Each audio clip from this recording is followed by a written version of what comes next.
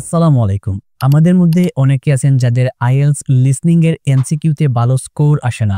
কিভাবে listening MCQ solve করলে আপনার ভালো স্কোর আসবে বা কি করলে আপনার আইএলটিএস লিসনিং এমসিকিউতে মোটামুটি একটা লেভেলের অ্যান্সার কারেক্ট হবে, অর্থাৎ আপনি 10টি এমসিকিউ করলে আপনার যাতে 7টি কারেক্ট হয়, সেই বিষয় নিয়ে আজকের এই ভিডিওটি আপনি যদি শেষ পর্যন্ত দেখেন, ইনশাল্লাহ আমি গ্যারান্টি দিয়ে বলতে পারবো যে আইএলটিএস লিসনিং এমসিকিউ অনেক ভালো হবে বা এই টিপসগুলো মেনে চললে আপনি আইএলটিএস লিসনিং এ মোটামুটি একটা ভালো কিছু করতে পারবেন। So without consuming time, let's begin. তো সবার প্রথমে আপনাকে ইলিমিনেট করা শিখতে হবে, অর্থাৎ আপনাকে বাতিল করতে হবে। ধরুন আপনার ABC 3টে অপশনস আছে, এই অপশনস থেকে আপনাকে যে কোনো একটি বাদ দিয়ে দিতে হবে। আপনার 3টি অপশনসের মধ্যে যে কোনো একটি যদি আপনি বাদ দিয়ে দিতে পারেন তাহলে আপনার কিন্তু অ্যান্সার হওয়ার সম্ভাবনা 50-50, অর্থাৎ বাকি যে 2টি আছে সেখান থেকে যে কোনো একটি হবে। ধরুন 3টি অপশনস আছে ABC, আপনি যদি A কে বাদ দিয়ে দিতে পারেন তাহলে আপনার অ্যান্সার হওয়ার সম্ভাবনা 50-50। এবার আসুন B এবং C থেকে যখন আপনি একটি অ্যান্সার পিক করতে যাবেন তখন যেই বিষয়টা বুঝতে হবে, যেই স্পিকার যেই কথা বলতেছে সে কোনো কিছু পজিটিভ আইডিয়া থেকে নেগেটিভ আইডিয়ার দিকে যাচ্ছে কিনা। ধরুন স্পিকার প্রথমে কথা বললো যে ধরেন সুমন নামের একটা ছেলে খুব ভালো লেখাপড়ায় সবকিছু করে কিন্তু সে পরীক্ষায় ফেল করছে, তাহলে এই বাক্যের মেইন থিম হচ্ছে সুমন ফেল করছে যদিও সে ভালো ছাত্র। সো এই বিষয়টা আপনাকে বুঝতে হবে। সো এইটা বুঝবেন কিভাবে? এইটা বোঝার জন্য আপনাকে লিঙ্কাসের প্রতি গুরুত্ব দিতে হবে, যেমন on top of that, as well as, on the other hand, এরকম বিভিন্ন লিঙ্কাস ইউজ করবে, বিশেষ করে হাউ এভার। হ্যাঁ, এই বিষয়গুলো একটু ভালোভাবে শিখতে হবে।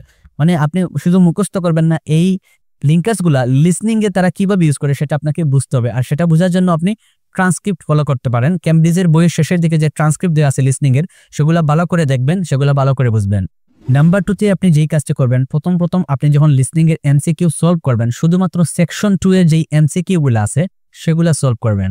কেন সেগুলো সলভ করবেন? কারণ সেগুলো হচ্ছে তুলনামূলক অনেক সহজ। সো সেকশন 2 এর এমসিকিউ গুলো যদি আপনি সলভ করেন তাহলে এমসিকিউ আপনার জন্য কিছুটা সহজ লাগবে, আপনি বোরিং হবেন না এবং আপনি কি করবেন, রেগুলার প্র্যাকটিস করতে আপনার মন চাইবে। আর প্রথমেই যদি আপনি সেকশন 3 দিয়ে প্র্যাকটিস শুরু করেন তাহলে আপনার কাছে একটা বিরক্তিকর লাগবে, 2-3 দিন যাওয়ার পর দেখবেন আপনি আর প্র্যাকটিস করতে পারবেন না। সো 2 নম্বর যে স্টেপ সেটা হচ্ছে আপনি সেকশন 2 দিয়ে প্র্যাকটিস শুরু করুন, সেকশন 2 এর এমসিকিউ গুলো সলভ করুন। নাম্বার 3তে আপনি যেই বিষয়টি করবেন সেটা হচ্ছে আপনি যখন এমসিকিউ একটা সলভ করবেন, ধরেন আপনি ক্যামব্রিজ 10 থেকে সেকশন 2 এর যতগুলো এমসিকিউ আছে সবগুলো সলভ করলেন। সলভ করার পর আপনি যেই বিষয়টা করবেন সেটা হচ্ছে আপনি যতগুলো আননোন ওয়ার্ড পাবেন সেই আননোন ওয়ার্ডগুলোর মিনিং শিখবেন। এই মিনিং শেখার ক্ষেত্রে আপনি ইংলিশ টু ইংলিশ মিনিং শেখা ট্রাই করবেন। তবে মনে রাখবেন, যখন আপনি ট্রান্সক্রিপ্ট করতেছেন তখন হেডফোন কানে দিয়ে ওরা কিভাবে প্রত্যেকটা উচ্চারণ করতেছে, ওদের ইন্টোনেশন কেমন, কিভাবে একটা শব্দ থেকে আরেকটা শব্দের দিকে যাচ্ছে বা একটা বাক্য থেকে নতুন একটা বাক্যে যাচ্ছে, সেই বিষয়গুলো বোঝার চেষ্টা করবেন। মানে আপনি লিসনিং যখন শুনবেন মনোযোগ দিয়ে শুনবেন। লিসনিং করার সময় সবচেয়ে ইম্পর্টেন্ট যে বিষয়টা হচ্ছে আপনাকে একটা নিরিবিলি পরিবেশে থাকতে হবে। আপনি যেখানে প্র্যাকটিস করতেছেন সেখানে সাউন্ড কেমন আসতেছে, আশপাশে অনেক নয়েজ হচ্ছে কিনা, এরকম যদি সিচুয়েশন হয় আপনার আশপাশে অনেক নয়েজ, তাহলে আপনি রাতের শেষের দিকে বা খুব বুড়ে কি করতে পারেন, লিসনিং প্র্যাকটিস করতে পারেন। সবার শেষে যেই বিষয়টা বলবো, যারা লিসনিং এমসিকিউতে ভালো করতে পারে না তাদের মেইন সমস্যা হচ্ছে তারা ধৈর্যহীন বা তারা ধৈর্যের অভাবে এমসিকিউটা কন্টিনিউ করে না। সো আপনি যখন প্র্যাকটিস শুরু করবেন, আপনি মনে করুন যে প্রথম 1 সপ্তাহ 10টির মধ্যে আমার মাত্র 3 থেকে 4টি কারেক্ট করলেই চলবে।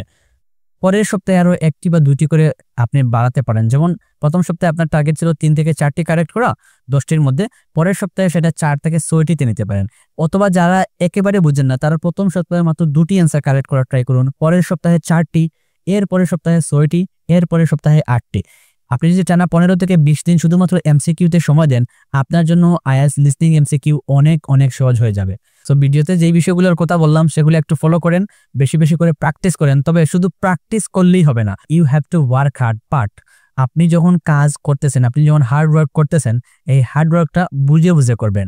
শুধু পরিশ্রম করলেই যদি রাজা হওয়া যেত তাহলে বনের রাজা গাধা হতো, এখানে সিংহ বা বাঘ হতে পারতো না। সো আপনি যখন কাজ করবেন আপনি প্র্যাকটিস করবেন, প্র্যাকটিস করুন, কিন্তু যেই ভুলগুলো হচ্ছে কেন হচ্ছে সেগুলো একটু ইভালুয়েট করা ট্রাই করুন। আপনার যেই এমসিকিউটা হলো কোন কারণে হলো সেটা আইডেন্টিফাই করার ট্রাই করুন, যেটি হলো না কেন হলো না সেটি বোঝার ট্রাই করুন। আর সেটি কিভাবে বুঝবেন, সেটি বোঝার একমাত্র উপায় হচ্ছে আপনি ট্রান্সক্রিপ্ট ফলো করবেন। ভিডিওতে অনেক কথা বললাম, যদি কোনো ভুল ত্রুটি হয়ে থাকে তাহলে কমা সুন্দরভাবে দেখবেন। দেখা হবে নতুন কোনো ভিডিওতে, ততক্ষণ পর্যন্ত সবাই ভালো থাকুন, প্র্যাকটিস চালিয়ে যান। আসসালামু আলাইকুম।